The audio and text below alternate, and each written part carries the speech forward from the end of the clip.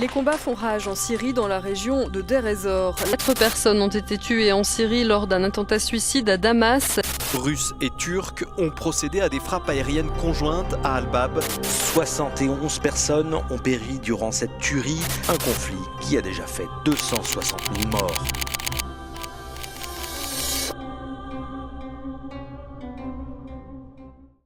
On se retrouve ici à la mosquée des Omeyyades en plein cœur de Damas, c'est le centre de la ville. Ça traduit un peu toute l'histoire de Damas et de la Syrie, c'est que c'est une ville qui a traversé l'histoire. C'est d'ailleurs la ville la plus anciennement peuplée. Ça fait à peu près 4000 ans que la ville est continuellement habitée. C'est trop beau.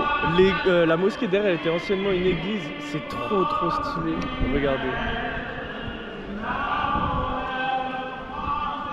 On est là pour découvrir la ville de Damas, profiter. L'objectif, ça va être en gros de découvrir un peu les personnes, genre comment est la vie sur place et en plus les paysages, parce qu'en soi, on voit un peu la Syrie seulement à travers les médias et toutes les actualités négatives, mais en vrai de vrai, le pays il est quand même stylé. Il y a des paysages de fou. Je vais essayer de barouder un peu dans le pays. On va se laisser guider. J'ai 2 semaines dans le pays. Parti pour un vlog de qualité, les gars. Donc on se retrouve à l'intérieur de la mosquée. Regardez comment c'est beau. Et c'est juste derrière moi que le discours du nouveau président a été énoncé. Donc là, c'était juste ici. Regardez.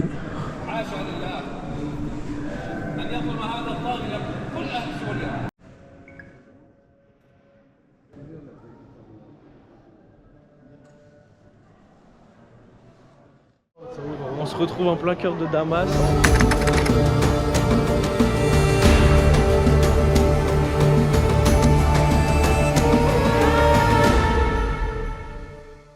L'objectif de ce voyage, ça va être en gros de découvrir si ce qui est dit sur les médias depuis 1 an et demi, depuis la révolution, est vrai. Est-ce que les Syriens vivent mieux?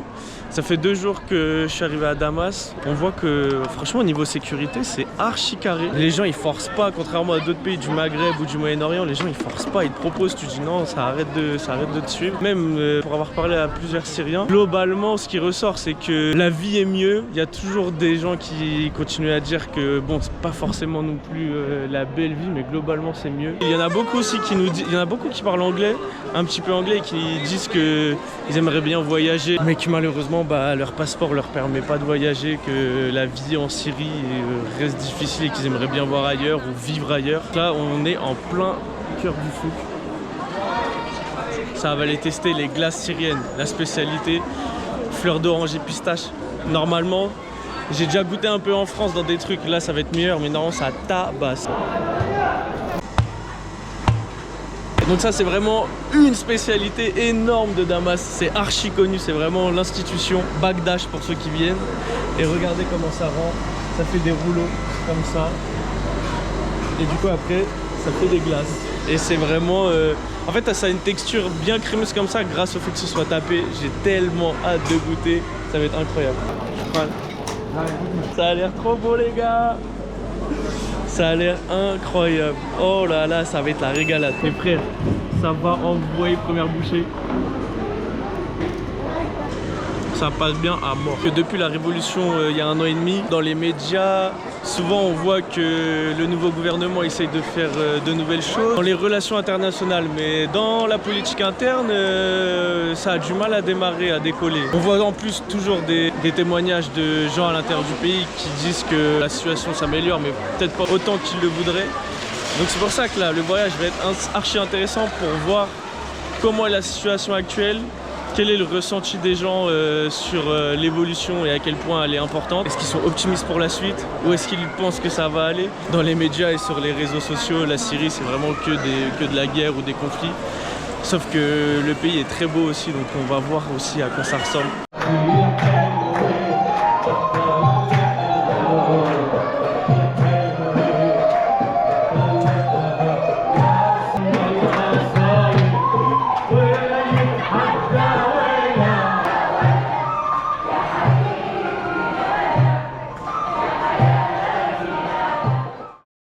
Les gars, c'est des fous malades. Là, c'est le monastère. On va dormir là.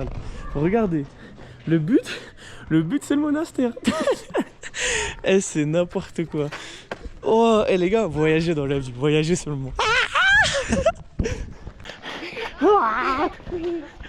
Les gars, c'est une dinguerie. Ça envoie un foot dans un village chrétien.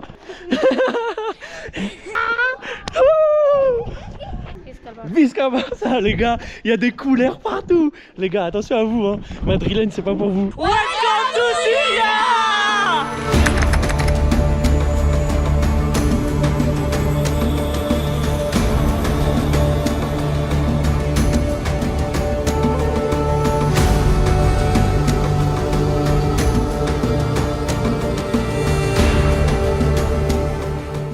Perché à 1400 mètres dans la région de Kalamoun en Syrie, Maaloula est un village qui était de 3000 habitants et qui est aujourd'hui avec une population 3 fois moins nombreuse. Porte d'entrée de Maaloula, village sacré pour les chrétiens d'Orient.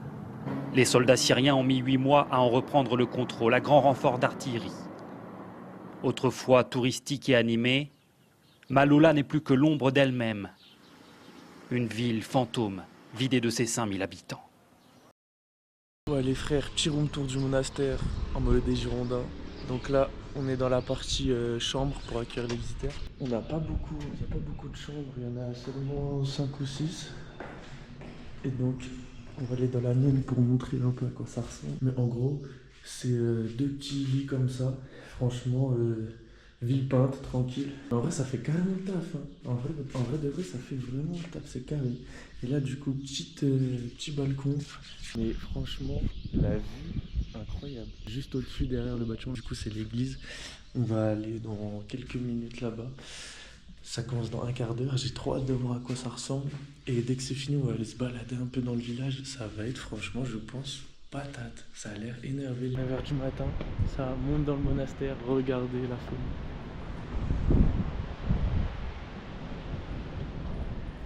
Donc là, c'est le monastère. L'église est juste là. Ça va ouvrir dans quelques minutes. Et on va assister à la messe en araméen, les gars. La langue de Jésus. En attendant, je vais vous montrer la vue du village depuis le monastère. C'est incroyable. Il est un peu sur le côté en hauteur. Du coup, on a une vue incroyable, panoramique sur tout le village. C'est complètement dingue et j'ai trop hâte d'assister à la messe. Je pense que ça va être ouf comme expérience. C'est parti, on va voir ça, on va découvrir en léger.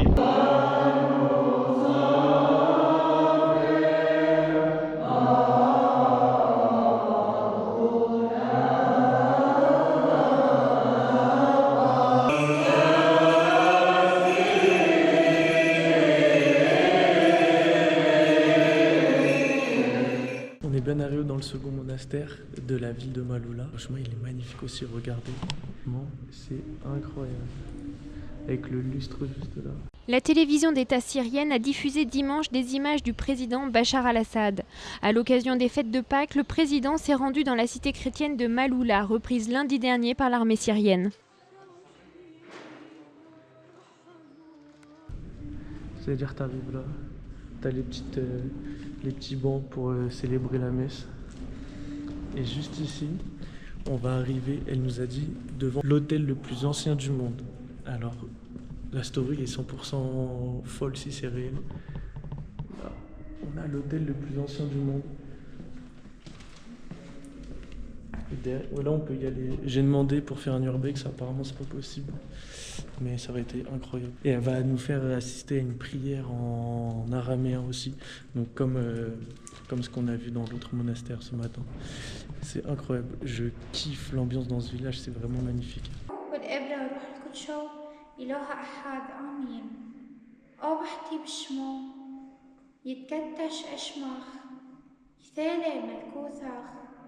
يذكن تجبع عيلة اخمل بشماخك على رعا أبلاح لحمح أخل يوما وغفر لاح احتياثح اخمل نحن غافرين شمخت عمينح قد شعبرنا حب شغل بيوثا بس حسلتنا حمشيذا آمين.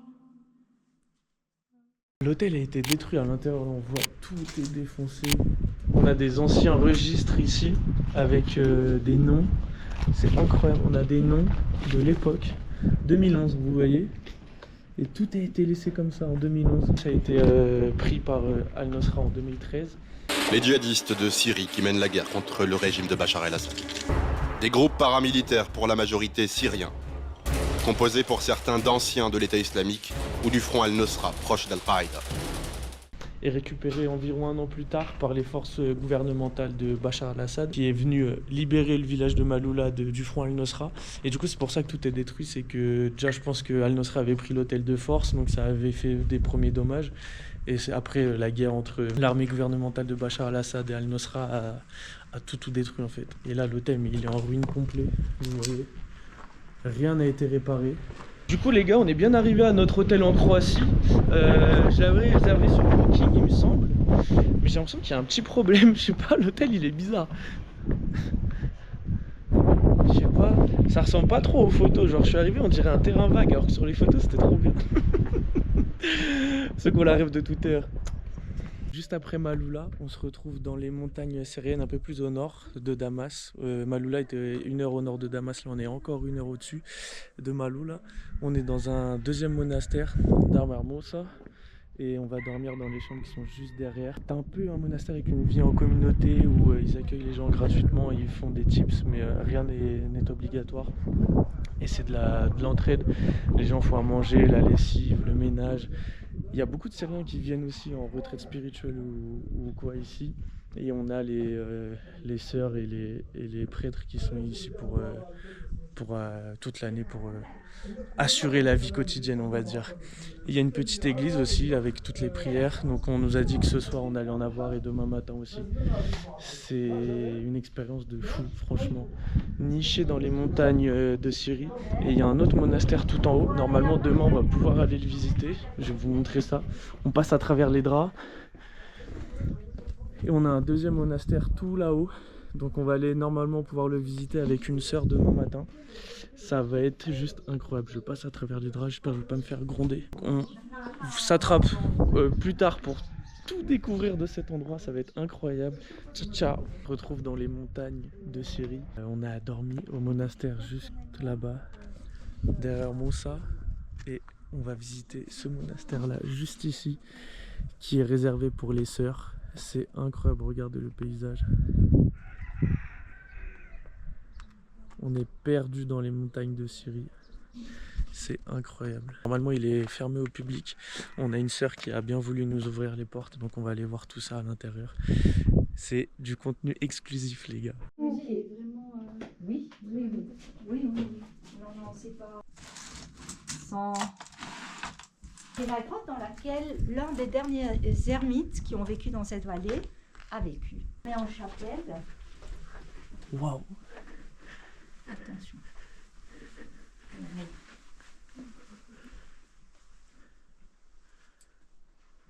Donc là c'est le genre de chambre dans lesquelles ils accueillent les visiteurs. C'est basique mais ça permet de faire des retraites spirituelles. Énervé en vrai. Petite nuit ici en pleine grotte les gars. C'est incroyable. Et la vie du monastère est folle. Donc là on ressort du monastère réservé aux nonnes. La visite était incroyable. C'est complètement ouf comme histoire. On a appris plein de choses super intéressantes sur les chrétiens, la relation entre les chrétiens et les musulmans ici et toute la situation en Syrie sur le 21e siècle, depuis le début des années 2010 surtout et toute la guerre civile. C'est incroyable de vivre tout ça, sachant que regardez, vraiment le décor est complètement majestueux. Là j'ai dormi dans les chambres là-bas sur le haut. Donc là on m'a ouvert l'église du monastère. Là on a les lieux pour se poser. On a le lieu central ici avec les bibles en n'importe quelle langue pour que les visiteurs puissent suivre les prières en direct. C'est vraiment un lieu incroyable les gars. En fait on sent tellement la paix ici. Genre on est perdu, niché au milieu des montagnes avec une communauté archi gentille, genre vraiment que des gens de fous. Et t'as des temps de prière, donc le soir t'as une prière, le matin t'as une prière et après tout le monde mange au même endroit tous ensemble. C'est un moment franchement hors du temps qui est oufissime. Vraiment, je conseillerais à n'importe quelle personne qui vient en Syrie de venir ici.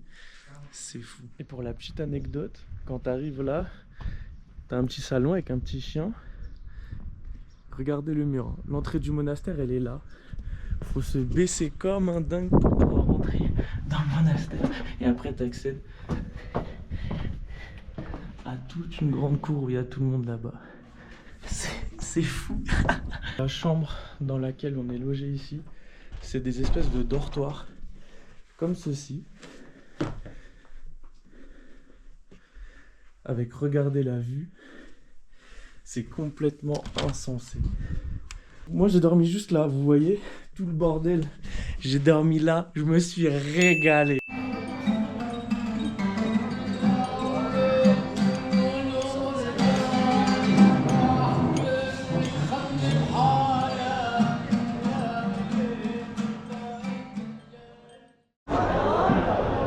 On se retrouve au stade national de Damas en Syrie pour le derby de Damas. C'est Al-Warda contre je ne sais plus quelle équipe, c'est incroyable. Là on est dans le parcage visiteur, il y a une petite ambiance hein. Pour avoir fait un match en Jordanie l'année dernière, l'ambiance elle est meilleure qu'en Jordanie ici. J'espère que ça va marquer un but et qu'on va voir la tribune s'enflammer un petit peu. Le match allait reprendre mais il y a un trou dans le filet et le match il peut pas reprendre pour l'instant. Sinon ouais, je voulais te dire, le niveau franchement il est mis d'abord. Je pense qu'on est sur de la R1 je pense hein. Penalty pour notre club.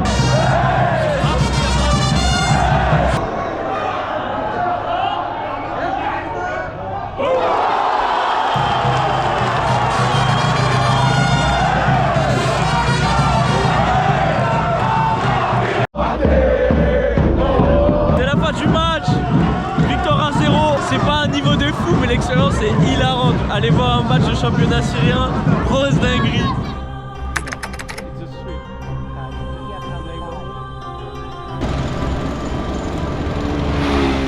On se retrouve à Homs les frères. On est bien dans Homs, la ville de la Révolution. C'est notamment là qu'il y a eu la plus grosse révolution entre les années 2011 et 2014 on va dire.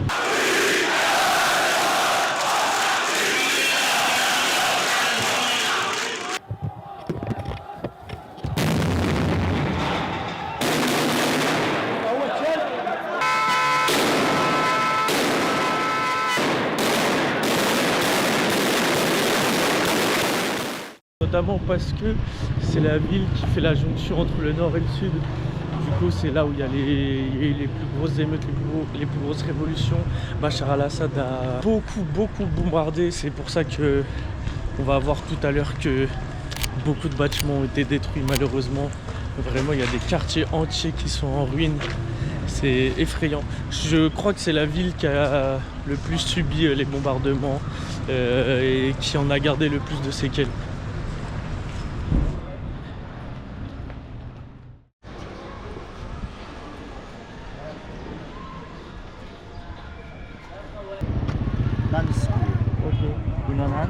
Ouais.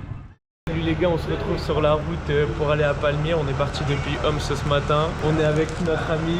Salut, bonjour, comment ça va? Tu habites à Homs? Oui, j'habite à Homs. Je m'appelle Taher. Il est très gentil, franchement c'est trop cool. Du coup, on fait la route, on a fait 1h30 de route là pour l'instant à peu près. On arrive dans une demi-heure à Palmyre. On s'est arrêté sur un petit stand, on a pris un petit falafel. Puis après on va visiter le désert syrien, ça va être incroyable.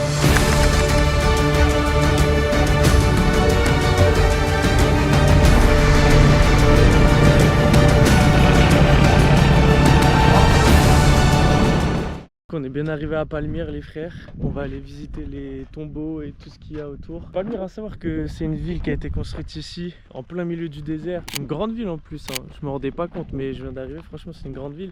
Elle a été construite ici parce qu'en fait c'était un oasis en plein milieu du désert et en plus sur la route de la soie, donc qui relie Inde, Chine, Moyen-Orient, Europe. Et du coup bah ça a fait une ville monstrueuse. Il y a eu un petit truc dernièrement, c'est qu'elle a été prise par les terroristes dans les années 2011-2012 il me semble. En Syrie, la quasi-totalité de la ville de Palmyre serait désormais aux mains des combattants du groupe État islamique.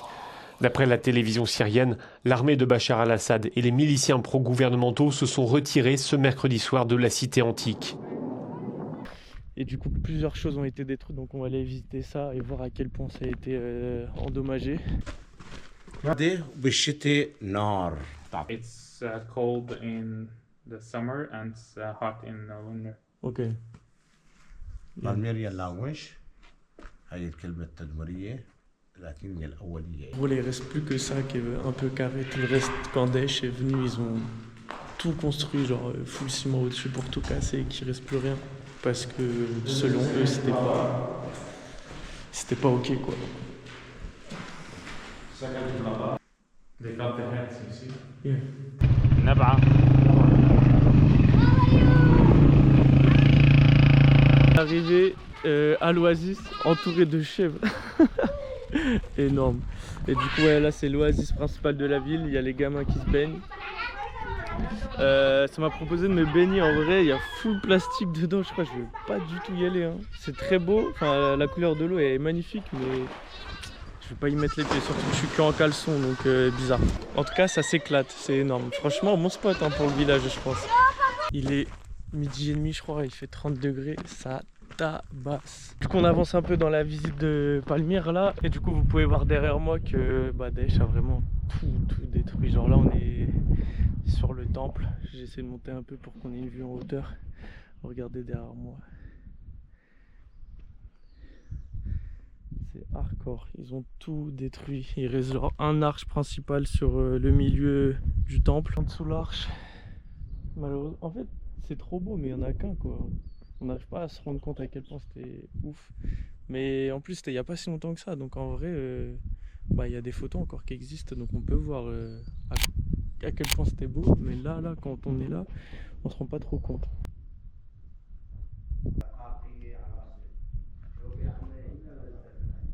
Petite pause les frères. J'ai envie de dormir. Mais je crois que le dernier bus part dans 1 heure. Donc il va falloir qu'on se dépêche quand même pour finir. On nous a arrêtés en plein milieu de nulle part. Je me suis dit, oula, c'est quoi ce guette? Et en fait, il y avait un gars, lui, qui habitait en plein milieu. Regardez, c'est ce monsieur, dans sa maison là. Et il a dit qu'il allait nous faire visiter tout son jardin parce qu'il est quand même assez grand et qu'il a pas mal de choses. L'expérience est complètement dingue. On est accueillis avec un petit thé dans le salon familial. En pleine palmeraie. On va monter tout en haut de l'amphithéâtre pour avoir une petite vue sympa je pense. Oh là, mais regardez avec les montagnes derrière. Pire qu'une tragédie grecque dans l'amphithéâtre antique de Palmyre en Syrie, 25 soldats du régime ont été exécutés par des adolescents, dont certains très jeunes, d'après une vidéo diffusée hier par le groupe État islamique. Cette exécution de masse remonterait en fait à fin mai, peu après la prise du site par les djihadistes. On est tout seul quoi, on est seul au monde. Ouais, c'est trop. Et donc l'amphithéâtre apparemment a été un peu endommagé, on voit les pièces ici mais globalement pas trop attaqué j'ai l'impression.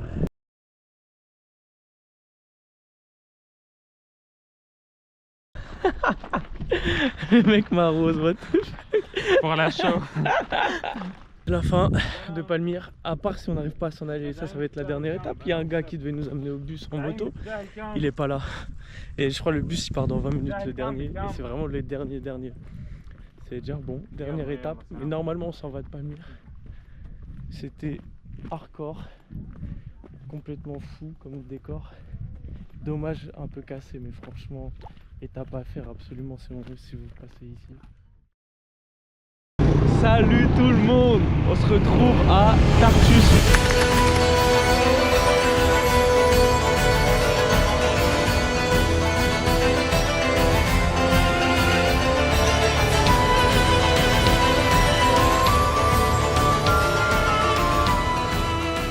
Sur la côte méditerranéenne de la Syrie. Je vous avais laissé en partant de Palmyre hier. On a réussi à choper le bus, ils nous attendaient vraiment, ils allaient partir. J'ai le petit port derrière, le petit port de la ville avec quelques petits bateaux tranquilles.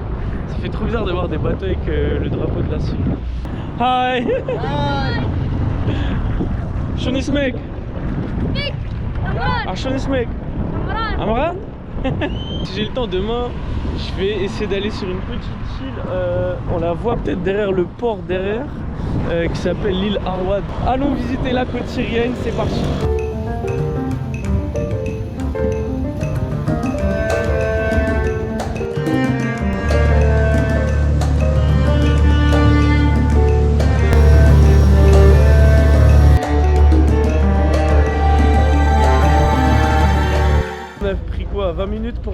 arrivé sur la petite île depuis Tartous. Non mais les gars, je suis à Saint-Tropez premier degré. Là il y a plein de restaurants de poissons à griller juste après la pêche.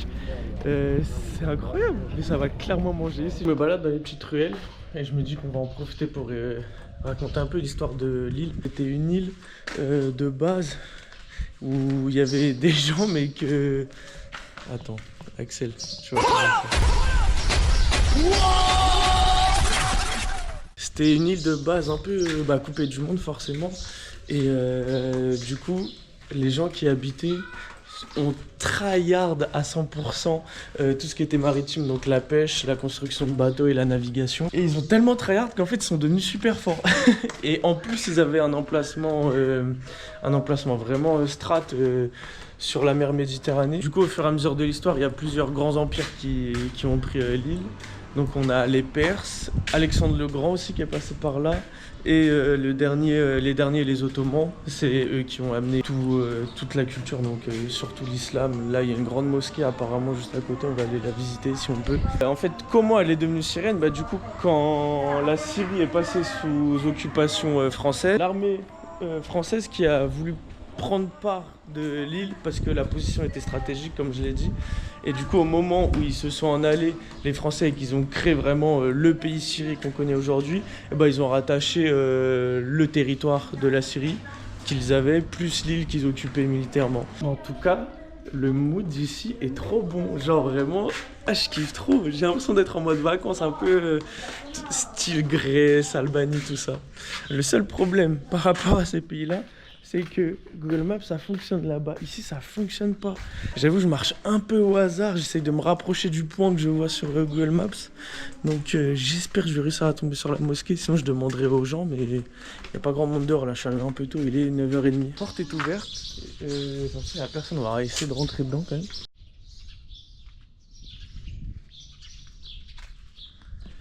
Du coup, bien arrivé dans la citadelle, en plein milieu de l'île. Du coup, j'ai revu Google Maps, c'est vraiment en plein milieu. J'ai demandé à des anciens, mais vas-y, parlez pas anglais, vraiment, avec des mots un peu au hasard. Chouf, yes, ok, tamam, ok, parfait. J'ai l'impression d'être dans les jardins, dans les trucs en Andalousie, là, c'est trop méchant, les gars. Je suis rentré dans un café parce qu'il y avait grave du bruit, je sais pas si c'était une école carrément. Regardez les gamins, ils enculent le bien.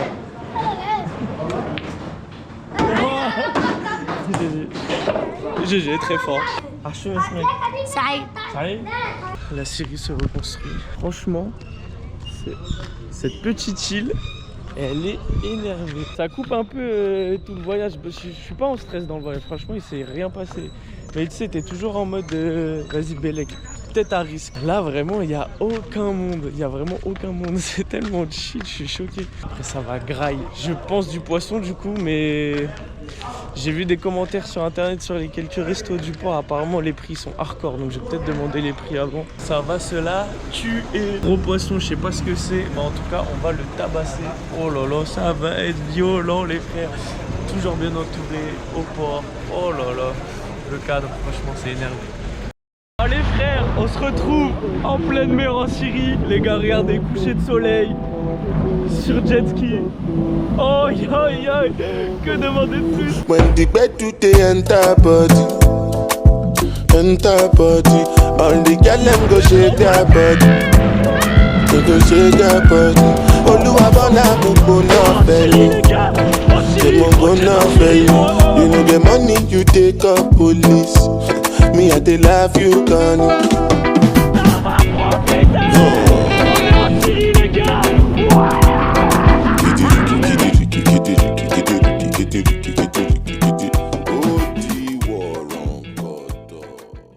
Salut à tous, bienvenue à Wadi Kandil, une plage de sable noir en pleine Syrie. Je suis parti ce matin de l'attaquer. J'ai pris un espèce de minibus, des fourgonnettes pour me ramener jusqu'à ici. Je pense que ça va se poser un peu, il y a personne. Tranquille, petit sandwich. À France. Les frères, je viens de partir de la plage Sable Noir. Regardez où je suis posé. En vrai, je crois que j'ai pris un vol direct pour Marseille. Regardez les calanques, s'il vous plaît.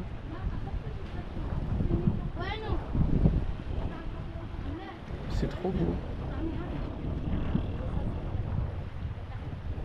Regardez la couleur de l'eau, s'il vous plaît. C'est hardcore. Je vois des gens qui se baignent, je pense que je vais aller me baigner. Hein. Tout à l'heure, je sais pas, le mood il était bizarre, mais là j'ai l'impression que c'est pas du tout pollué. La couleur elle est trop hardcore. Non mais s'il vous plaît. S'il vous plaît. Genre ça c'est la Syrie. En vrai, dites-vous, ça c'est la Syrie. Vous saviez pas qu'il y avait ça en vrai de vrai. Encore une fois pendant le voyage, je suis le seul touriste, il n'y a aucun autre touriste. Et voilà, on profite, c'est la vivance. J'avais dit que la côte méditerranée ça allait être la vivance. Je m'attendais pas à ça, là c'est vraiment la vivance. Petit coucher de soleil, petit jet ski, là ça fait des plages et tout. Non, c'est trop la vivance. Et juste après on finit sur Alep, tranquille, pour finir le voyage. Et vraiment, la Syrie, merci pour tout. Burj Islam, on est à 20-30 minutes au-dessus de Latakia, la ville où je dors.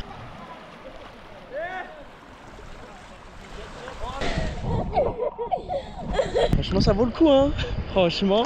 Et ce soir non, je prépare petit dinguerie. Enfin je prépare, genre j'ai vu un petit resto qui a l'air hardcore pour le coucher du soleil. Petit restaurant, vue sur la mer. On va se la régaler. Ils m'ont emmené dans les cuisines pour choisir le poisson. Ils vont le faire cuire derrière, j'ai vu les mecs les griller directement. Franchement régalade avec des petites frites, petit moutaba, le caviar d'aubergine. Ça va être la régalade.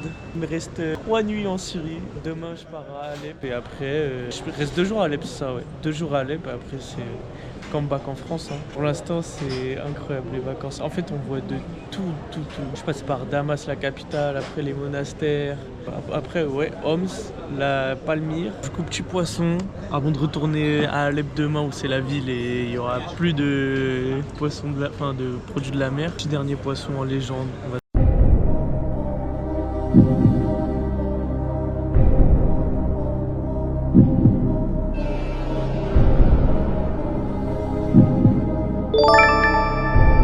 légende, on va se faire plaisir. La chair elle a l'air monstrueuse.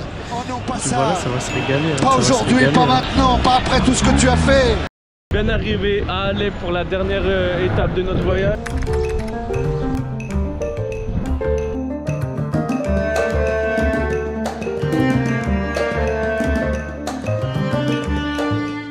On va aller visiter la ville, j'ai 2 jours ici. Ça va regarder ce qu'il y a. J'ai vu qu'il y a la citadelle, il y a visiter des fabrications de savon d'Alep qui sont archi connues même en Europe. Il y a un parc sympa et il y a la nourriture. C'est connu pour être la meilleure ville au niveau nourriture en Syrie. Donc on va se faire plaisir. Là tout de suite, normalement je vais me diriger vers un restaurant qui est spécialisé dans les kebabs à la cerise. Et voilà quoi, c'est parti pour Alep.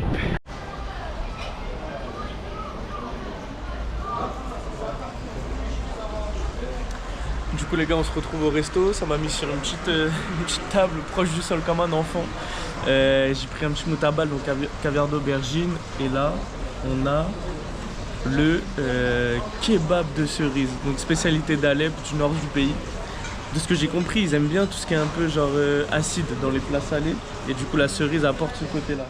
Donc on va goûter, ça a l'air très bon. Enfin, c'est exactement ce que j'ai vu sur internet. Je ne me suis pas fait scam au moment de la commande parce qu'ils ne savaient pas parler anglais, j'avais peur d'avoir commandé le mauvais truc. Ça va être la régalade. Je suis en train de tabasser le moutabal. C'est trop bon. On va s'attaquer au plat. Du coup, normalement, de ce que j'ai vu, c'est de la viande, genre comme les broches. Donc je pense agneau poulet. Je pense pas qu'il y ait du bœuf. Agneau poulet, je pense. Agneau veau, je sais pas. Bref, un truc comme ça. Et la viande est cuite puis revenue dans la sauce, dans un jus de cerise un peu. Donc je pense que l'acidité de la cerise du coup ressort avec la cuisson. On va tester hein. Un morceau comme ça, avec un peu de sauce.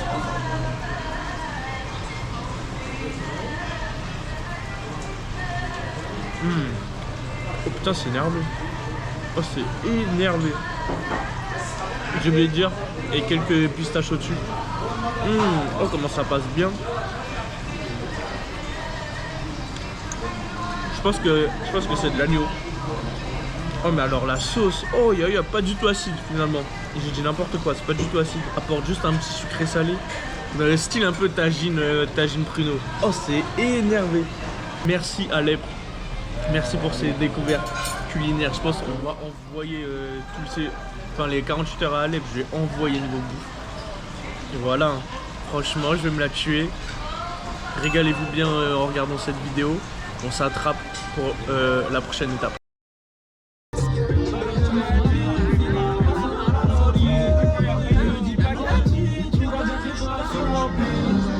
Ah, tout est bon. Ouais, c'est bon déjà.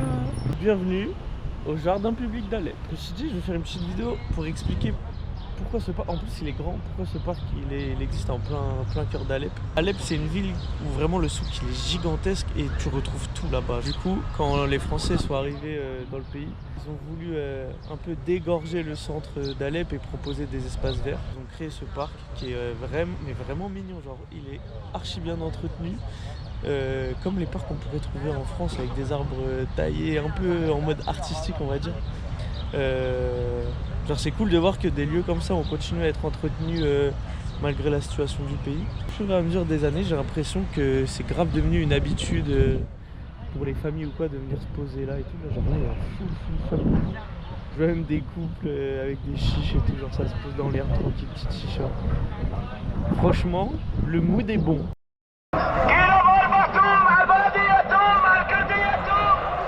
C'est n'importe quoi, frère. Le marché il est tellement ghetto, wesh, le bruit que ça fait, frère.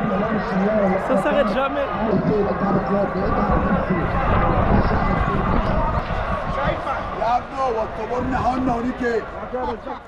Bonjour à tous.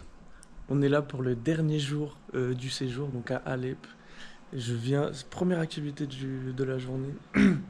Je viens de toquer à la porte de l'une des voire la plus ancienne, je crois, fabrication de savon d'Alep. Et juste, ils m'ont dit, bah vas-y, rentre et va voir.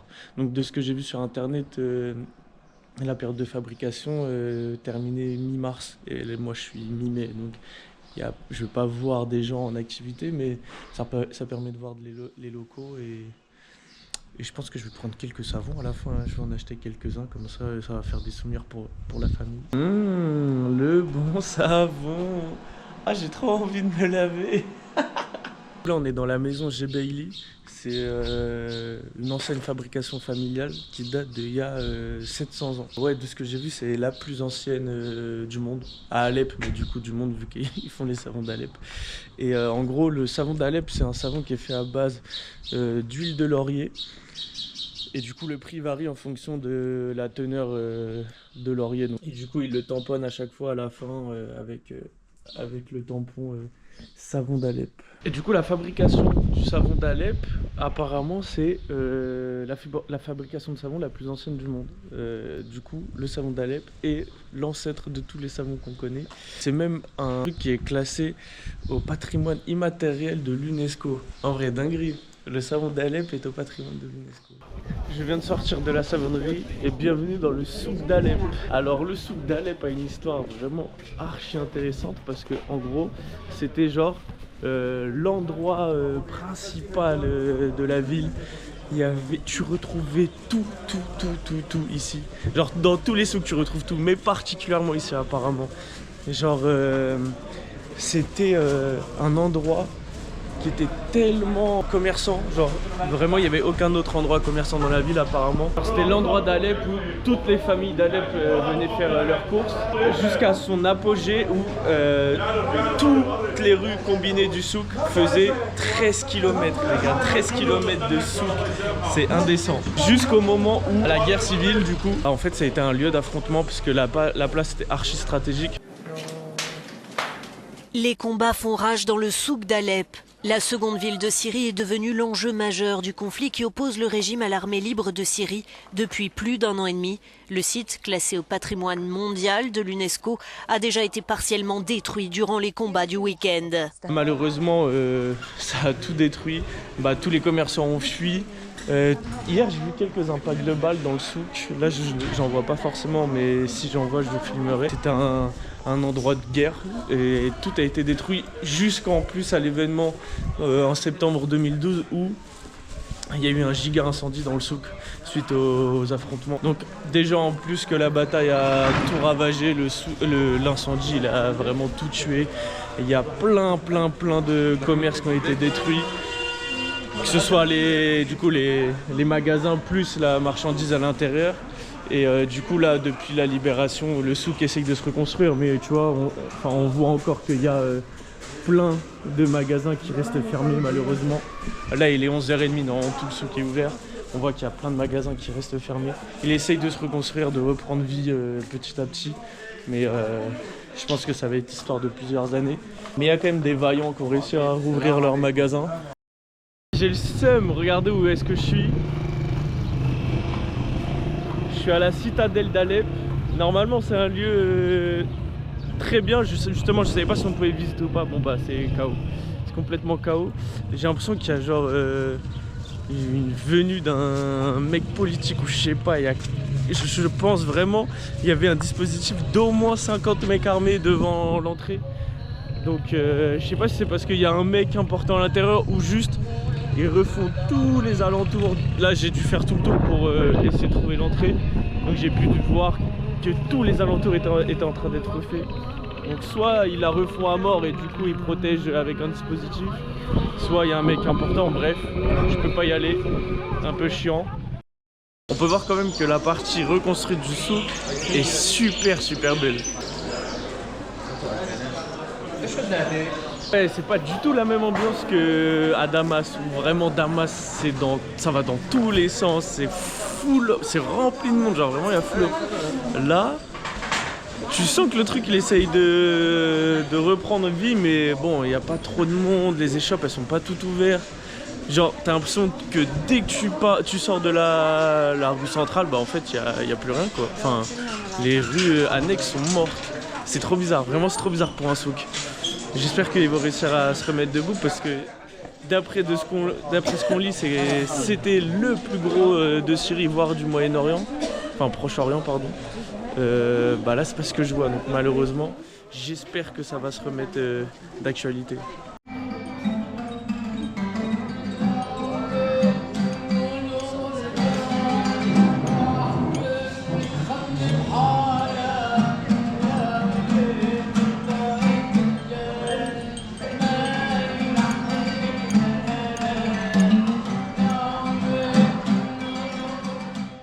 Salut les frères, de retour à Bordeaux. On est rentré il y a 2 jours à Vautchère. J'ai fait que dormir depuis. J'ai retrouvé mon matelas. C'est incroyable de refaire des bonnes nuits. Parce que j'avoue là-bas quand même, c'était assez sport. Déjà je me réveillais tôt pour faire des excursions. Et en plus, bon c'était pas les meilleurs hôtels du monde. Surtout que j'ai fait les hôtels budget de la Syrie. Donc en plus de ça, c'était vraiment pas hardcore. Bref, bien reposé. J'ai plus mes cernes. Franchement, après 2 jours que je suis rentré, je me dis... En fait, ça fait trop bizarre de se dire, wesh, j'ai réussi. Genre, j'ai fait mon aller-retour en Syrie, j'ai fait mon voyage, tout s'est bien passé, il n'y a pas eu de galère sur place. C'est incroyable de se dire que j'ai réussi à faire ça. J'ai découvert la nourriture, la population, plein de paysages de fou différents. Du coup, je pense qu'à travers toute cette vidéo, on va réussir à se rendre compte que pour un occidental, en vrai, le pays... au niveau du tourisme, c'est pas facile, mais c'est possible. Tu peux trouver des hôtels qui t'accueillent.